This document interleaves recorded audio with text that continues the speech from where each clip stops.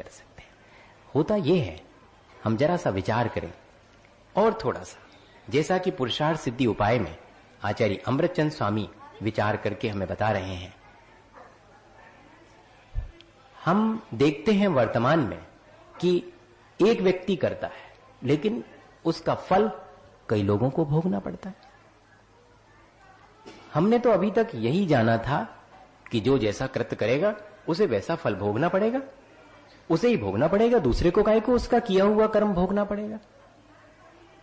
लेकिन ऐसा नहीं है, हमारे अपने भावों से कर्म निर्धारित होगा। अगर कोई एक व्यक्ति बाहर एक खेल दिखा रहा है जिसमें कि वो दो जानवरों को, जो कि जन्मजात बैरी हैं, नेवला और सर्प, उनको लड़वा रहा है, कर तो एक व्यक्ति करत रहा है, लेकिन बाकी सारा हुजूम उसको देखने के लिए खड़ा है और वह कह रहा है कि ये जीत जाए या कि ये हार जाए, ऐसा वह उसका समर्थन भी कर रहा है। तो मानिएगा एक व्यक्ति के द्वारा किया गया वह कृत्य कितने लोगों को भोगना पड़ेगा, जो जो वहां पर शामिल है। ठीक इसी तरह परिवार में एक व्यक्ति सारे परिवार की सुख सुविधाओं की सामग्री जुटाने के लिए और दुकान पर बैठ करके जो भी कृत्य करता है, उस सब का समर्थन परिवारजन करते हैं, उसका फल उन सबको भी भोगना पड़ेगा, उनके अपने परिणामों का फल भोगना पड़ेगा, क्योंकि आपने उसका समर्थन किया है। और अगर आप उस कृत्य का समर्थन नहीं करते हैं तो बात जुदी है। ऐसा तो कोई विरला ही होगा। एक मां थी ऐसी जिसने कि अपना शरीर का सारा जेवर बेच करके, क्योंकि पिता नहीं रहे और कोई आगे पीछे नहीं था, बेटा मात्र था, तो बेटे को काम से लगाने के लिए अपना सारा जेवर बेच करके, अपनी सारी संपत्ति बेच करके और एक ट्रक खरीदवा दिया ताकि वो ट्रक का काम कर सके। और एक दिन उसे डाउट हुआ कि उसके बेटे ने ये ट्रक में और क्या काम शुरू किया है जिससे कि उसको अपार संपदा मिल रही है। इतनी संपदा तो ट्रक का काम करने में मिल नहीं सकती। बेटे से पूछा, उसने कहा तुम्हें क्या करना मां, इतनी संपत्ति आ रही है, लाखों रुपए मुझे मिलते हैं, तुम ये मत पूछो कि मैं क्या करता हूं, ट्रक से ढुलाई का काम करता हूं जो ट्रक से किया जाता है। बेटा भोजन करने बिठाल दिया मां ने और चुपचाप ट्रक पर चढ़ करके पहुंची और सारे कागजात टटोले। तब उसमें मिला कि यह ट्रक तो इतनी गायों को यहां से लेकर के स्लॉटर हाउस ले जाने के लिए उपयोग में किया जाने वाला है। मां ने अनशन ठान लिया, आज से मैं वो भोजन ही नहीं करूंगी जो कि तुम कमा करके लाए हो।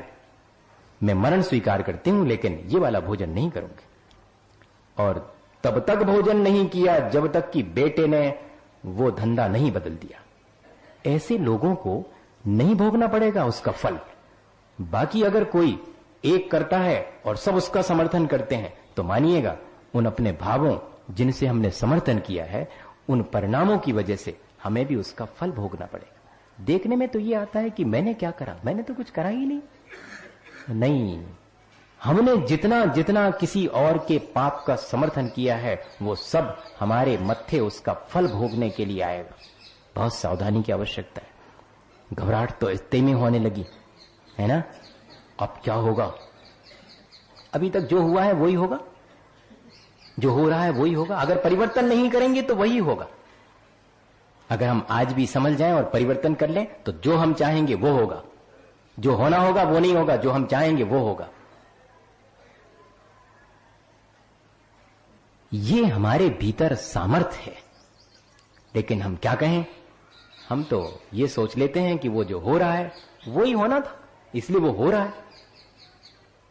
नहीं, मैंने निर्धारित किया था कि क्या होगा, इसलिए हो रहा है, और मैं निर्धारित करूंगा कि अब ये नहीं होगा, ये होगा, तो ये वही होगा। ये कोई और मेरे लिए निर्धारित नहीं करता है, मैं अपने लिए खुद निर्धारित करता हूं। अगर मैंने अपने लिए हिंसक जीवन पद्धति के लिए कर्म बांधे हैं तो मैं हिंसक जीवन पद्धति ही जीऊंगा।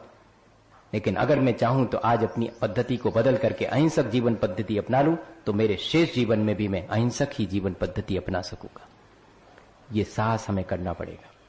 मजा यह है कि कर्ता अभी तो एक था, अब करते अनेक हैं, भोगना एक को पड़ता है। कैसे? एक समय सारजी में गाथा आती है, जिसका भावार्थ है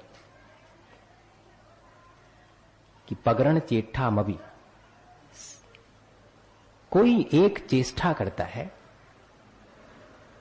और उसकी वह चेष्टा उसके लिए तो हानिकारक होती ही है, लेकिन उसकी उस चेष्टा के द्वारा जो उसमें सहयोगी हैं उन सब की हानि नहीं, सिर्फ उसी की हानि होती। कस्सवी पायरणोत्ति, करने वाला कोई और होता है, लेकिन जिसके निमित्त से वह किया जा रहा है उसके लिए ही उसका पूरा फल भोगना पड़ता है। शादी ब्याह में ये बात देखने में आता है। दूल्हे राजा बढ़िया कमरे में बैठे रहते हैं, कोई काम नहीं करते हुए, न उन्हें करने दिया जाता है, क्योंकि अब आप दूल्हा हैं या दुल्हन हैं, आपको कुछ नहीं करना है, आपके लिए सब लोग करेंगे। सब लोग कर रहे हैं, क्या सोच के कर रहे हैं? अपने लिए कर रहे हैं? नहीं, उनका ब्याह हो रहा है इसलिए कर रहे हैं, उनके ब्याह के लिए कर रहे हैं। सारा फल किसके लिए जाने वाला है? आनंद कौन ले रहा है? करने वाला आनंद नहीं देता है, जो उस आनंद को ले रहा है वो भोगेगा।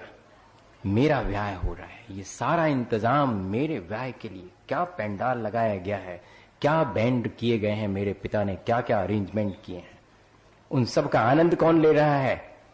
एक व्यक्ति ले रहा है। सरंजाम जुड़ाने में सैकड़ों लोग, सैकड़ों हाथ लगे, वरना तो ये पंडाल लगाने वाले को बहुत कर्मों का बंध होगा, उसको कोई फर्क नहीं पड़ता, उसको रोजी रोटी कमानी है इसलिए पंडाल लगाया। आपका ब्याह होता हो, आप एंटरटेन करो, हमें क्या मतलब, हम तो लगा के चले जाएंगे। देखिएगा आप, आ रहा है समझ में? नहीं तो रोज पंडाल लगाने वाला तो इधर लगाता है, उधर गिराता है, उधर नया लगा देता है, उसको तो निरंतर कर्मों का बंध होगा। वो एंटरटेन नहीं कर रहा, वो तो सिर्फ रोजी रोटी कमा रहा है, अपना काम कर रहा है, उसको उतना ही कर्म का बंध होगा। लेकिन फल इस सब का किसको भोगना पड़ेगा? जिसके निमित्त से किया गया है। मजा देखिएगा, करते अनेक हैं, भोगना पड़ता पूरा का पूरा एक अकेले को, जबकि वो कुछ नहीं कर रहा, ऐसा शांत बैठा हुआ दिखाई पड़ रहा है, बिल्कुल गुड्डा गुड्डी जैसा बना हुआ, चुपचाप बैठा है, सेहरा लगाए हुए बैठा कमरे में, हाँ बस आनंद। लेकिन सारा एक भी काम नहीं किया उसने, कुछ भी, लेकिन सारे कामों का जो उसके निमित्त से हुए हैं सबका, क्योंकि उसके परिणाम वो एक एक काम को देख रहा है, ये मेरे लिए, ये मेरे लिए, ये मेरे लिए, सब मेरे लिए। ठीक हो रहा है कि नहीं हो रहा है? इसलिए बहुत सावधानी की आवश्यकता है। कृत्य देखने में आता है, लेकिन देखना चाहिए हमें अपने भाव। मुझे कहना यह है, करते थोड़ा सा है, फल बहुत ज्यादा भोगना पड़ता। कई बार करते बहुत ज्यादा है, फल थोड़ा सा मिलता। जैसे उदाहरण अपन देख लें, करते तो थोड़ा सा है, फल ज्यादा भोगना पड़ता। दिन भर में भैया जी बड़े शांत दिखाई पड़ते हैं, कुछ किसी से बोलते नहीं हैं, लेकिन दिन भर में एक आध वाक्य बोलते हैं, लेकिन इतना कड़ा वाक्य बोलते हैं कि दूसरे के मर्म भेद हो जाता और दूसरा अपना प्राणांत करने तैयार हो जाता है। कितना छोटा सा कार्य किया था, एक ही शब्द तो कहा था, लेकिन उस शब्द की वजह से अपने परिवारजनों से कहां तक हम तुम्हारी सेवा करें, वर्षों से बीमार हो तुम, इतना ही तो कहा था। किसी और से कहा था, लेकिन वो पेशेंट को सुनने में आ गया कि अब घर के लोग मेरी सेवा करते करते थक गए हैं, मुझे अब अपने जीवन को ही नष्ट कर लेना चाहिए। और 3 मंजिल की उस घर से एक दिन वो कूद करके नीचे गिर गया। ये किसके जिम्मे आया?